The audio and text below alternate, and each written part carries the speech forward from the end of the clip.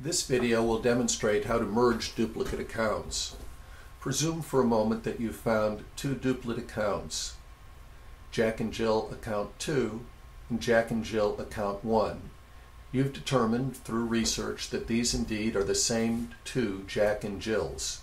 So we're going to merge these two accounts into one. Begin by clicking on the Accounts tab. Scroll to the bottom of the Accounts tab where you'll find Tools, one of which is Merge Accounts. Click on Merge Accounts. Now it's going to ask us to select up to 3 accounts to merge. In this case, we're only merging 2 accounts at a time.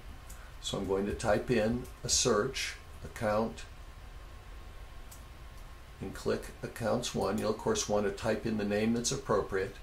Notice here I found the 2 that I'm going to merge, so I'm going to check them off and click Next. Now it's going to give me the opportunity to choose data from each of these 2 accounts as appropriate. So notice that I can check data that I want to take from account 1 or account 2.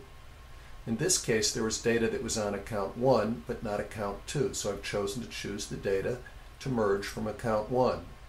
Notice here that there's a difference in the street address. So I'm going to click on the street address from account 2 is the one I've chosen. Once I've found all the data I wish to correct, I click Merge, and these 2 accounts will merge. I'm going to be asked to verify this, and I'll say yes, okay.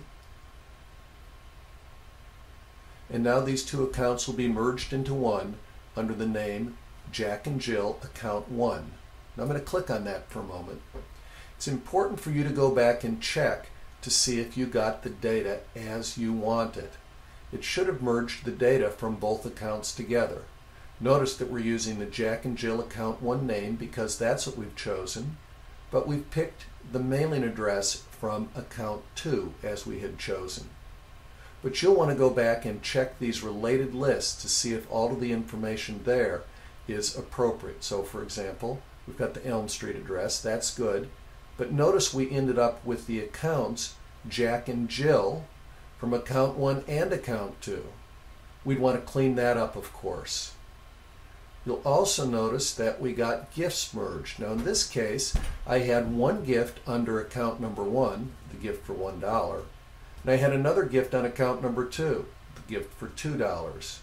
You'll want to go in and check those gifts and make sure they came out the way you want.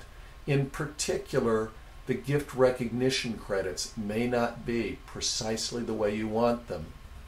Please check this to make sure all of this data in all of these related lists is exactly as you choose it to be.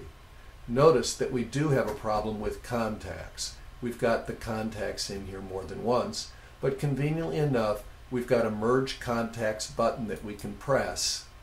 And now we can merge contacts into one if we choose to do that.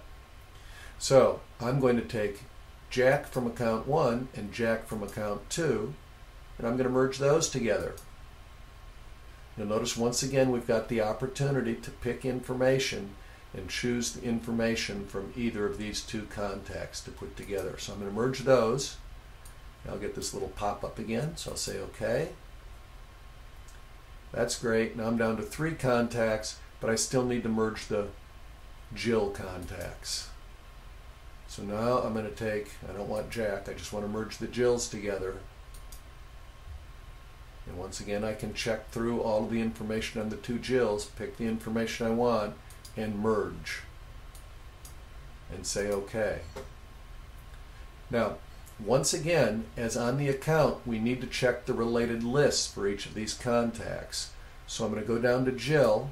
I know I had attached an educational record on one of those 2 Jills. Notice that it's still here with Jill. But you'll want to check each and every one of these related lists on the contacts prior to merging them and after merging them to make sure you've retained all of the data that you wish to retain. See if we got the Elm Street address, that's good. You want to check all of these things to make sure it is correct.